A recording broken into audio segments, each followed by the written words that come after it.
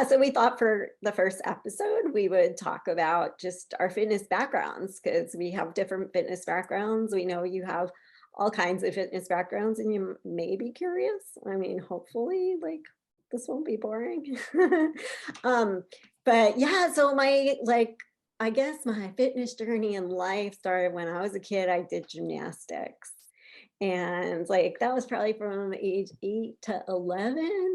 And I just loved it. I got obsessed with it. I don't know how my parents let me do so much of it, but How many days a week were you going? I was up to, I think like probably 5 days, 4 to 6 for sure, days a week. Like I was on the team. Wow. We were doing it for like 3 hours a So then day. what made you stop? I had like, it got so frustrating. I got the worst mental blocks. I was Mm. afraid of literally every event except the floor exercise. Oh no. Yeah, and I just the most frustrating thing was like a back walk over on the beam. I just started to always like just go to the side and have both of my feet just like flop down and Mm. to the ground, and I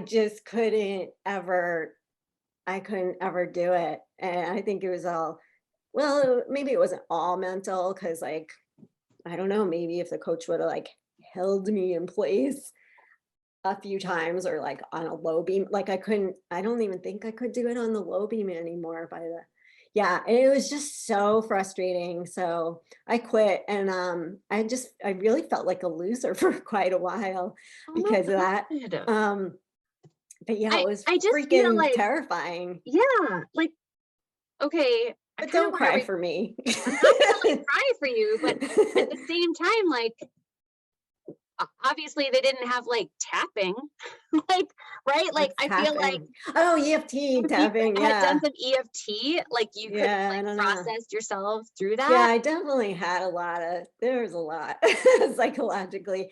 But I you was guys afraid of like, heights, so that made me afraid of mm, almost everything. Like, yeah, actually, when I think about doing a bar muscle up, which I would love to be able to do maybe someday, but part of me is afraid that if I even get up there, like at the how do you moment I get get down? over, I'll be so too afraid to like really get over. I'll be so high, like I'll see how high I am. But anyway, yeah, so I quit, but the only thing I was really good at was the floor exercise because I was a good dancer, and so I started doing ballet instead Yeah, I can right after totally that. see you being really good at the floor exercise. Oh, You're thanks. very fluid in your Oh, movements.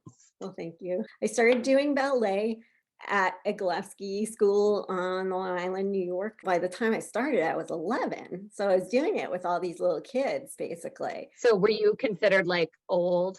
Yeah, I auditioned and they put me into like the highest level that they kind of could. I started at level 2, like there was beginning and level 1 and level 2. But I was still with kids that were like 3 years younger than me, probably.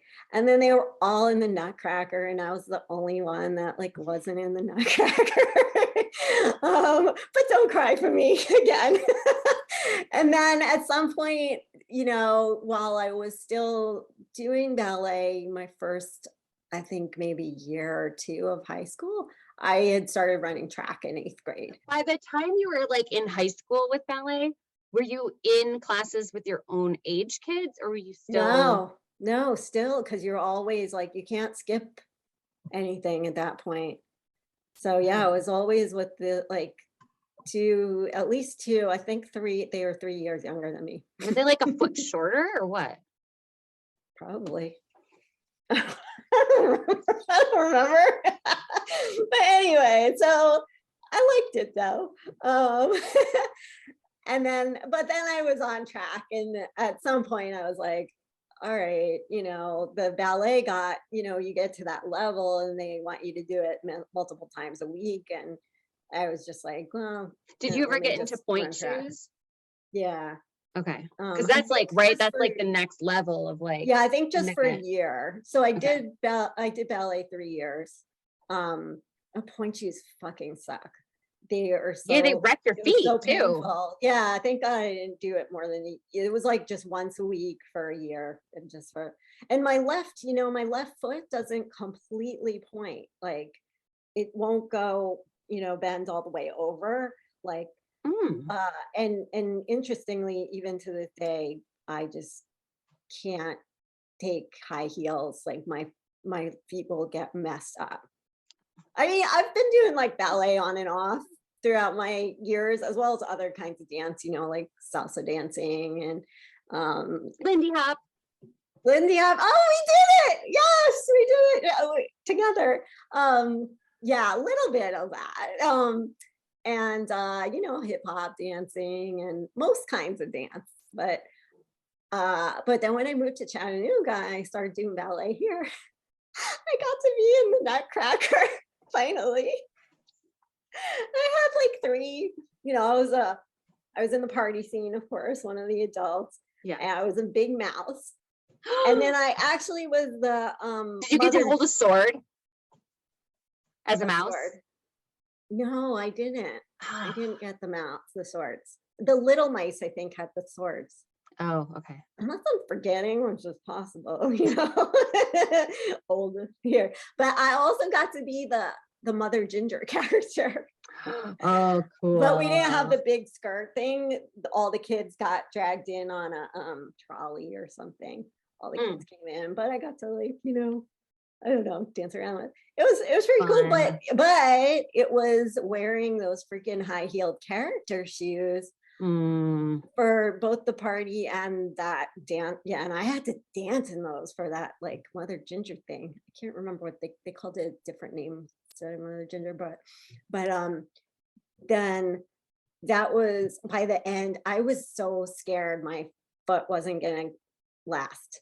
I was using this Penetrex stuff on it every day, which was amazing, but then my skin got totally sensitized to it. I had a rash.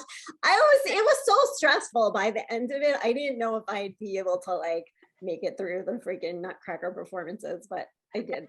And now we think like, oh, so ballet people like are taking vitamins instead of eating, and like it's a stressful world. They're like, hard. Is my body gonna last? But yeah, track. I mean, what did you do? What would you run in track? Oh, this is crazy. So my best distance, my best thing was the 100. Like I'm like short, fast, power, all that. But I wasn't the best 100-meter runner on our team. I was the fourth best. So how big was your high school? Like what was your graduating class? I think, graduating class was about 400. Yeah, that's big. Yeah, but we had a really small track team because track wasn't cool or popular. But I did, okay, so because I was like the fourth fastest, so I ran in the 4x100 relay and we were actually pretty good. So maybe another time I'll tell the story of when we were in the county finals, but it got rain delayed to the same day of the prom. So I'll leave you in suspense which one we did, the track or the prom. And I'll let you all guess what kind of person am I? Did I want to go to the track or the prom?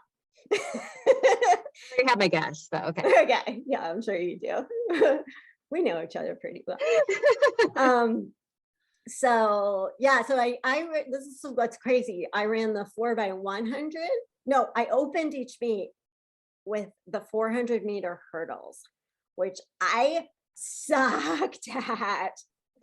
Sucked the crap out of me. Ugh. But yeah, I was really bad. But the thing was that if it was a meet with just 2 or 3 teams, almost nobody runs that. So I would run it, and I would say even if, but it's really like even though I was last every time, I was last of only 2 or 3 people. And so I would actually get points for the team. So explain to me, like, did you feel that you could be smooth, like getting yourself up to the hurdle and have like a cadence to get yourself? I was terrible. I was horrible. I like, it blows my mind that people can like have some sort of cadence where they just naturally then launch their bot. Like I was barely getting over the thing. Yeesh. So I started with the 400 hurdles, then I would run the 4x100 relay. Okay. And then, because we got to do 3 events, I had to do the 4x800 relay. Ew. It's horrible. No, I no, mean, no. I was bad at that one too.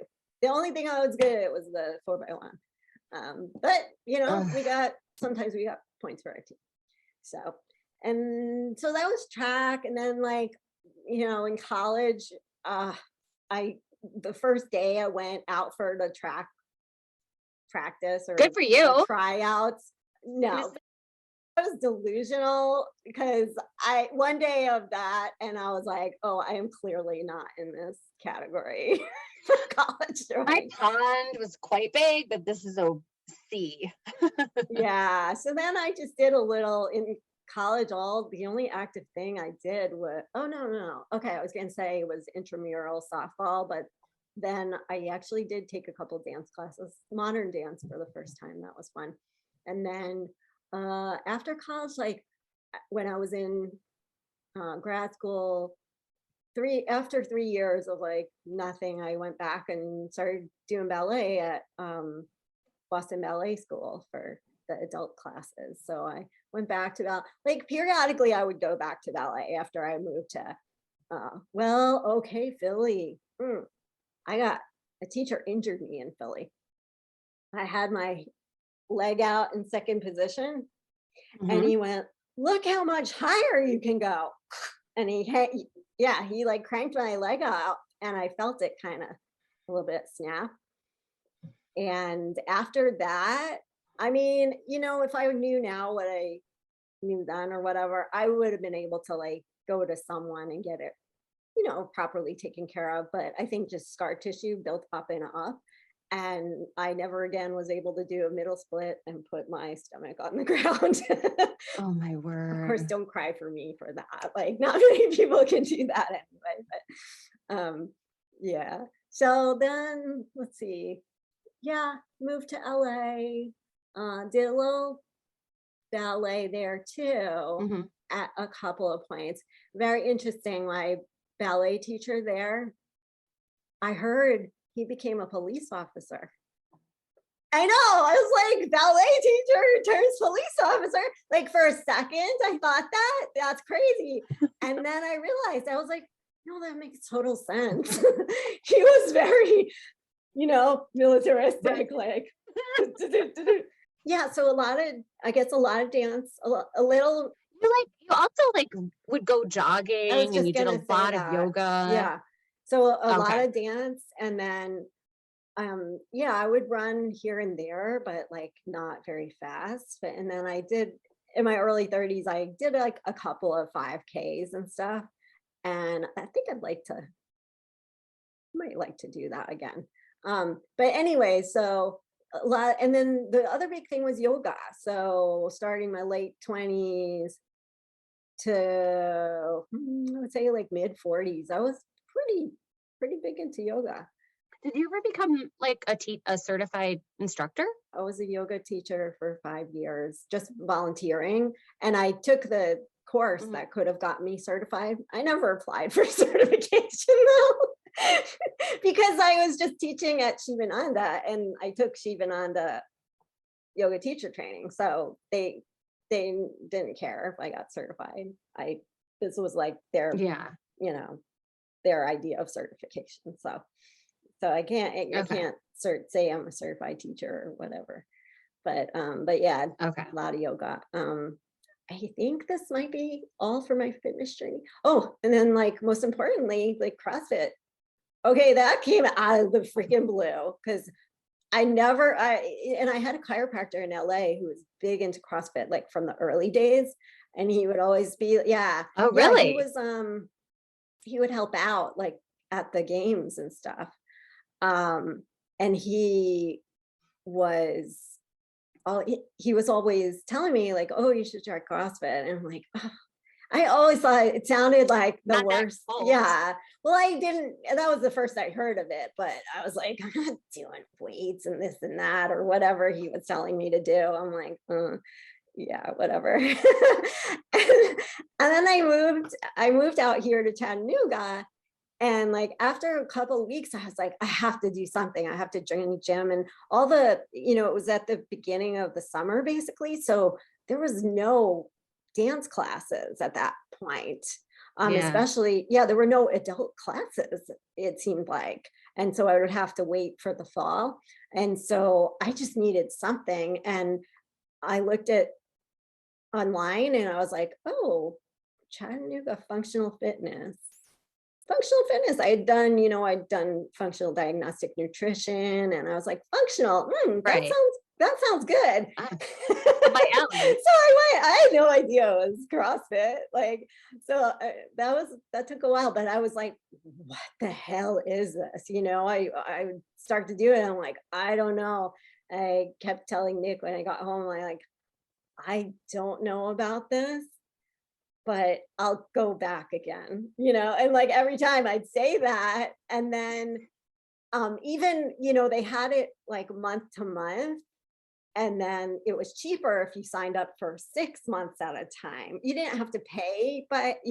you were still paying by the month. Yeah. But it took me, I think, till probably after December, like around the time I was done with the Nutcracker. So I had only been going like couple times a week to the CrossFit classes for that period of time. But there was like, I don't know, it took me probably more than 6 months to even be sure. I was like, I don't know about this. I mean, it's kind of getting addictive, but like, I don't know. I couldn't commit to that 6 months until, yeah. So, but then, it gets addictive, and so here I am, like hosting a freaking podcast. Yeah. So how about Oh, it's you?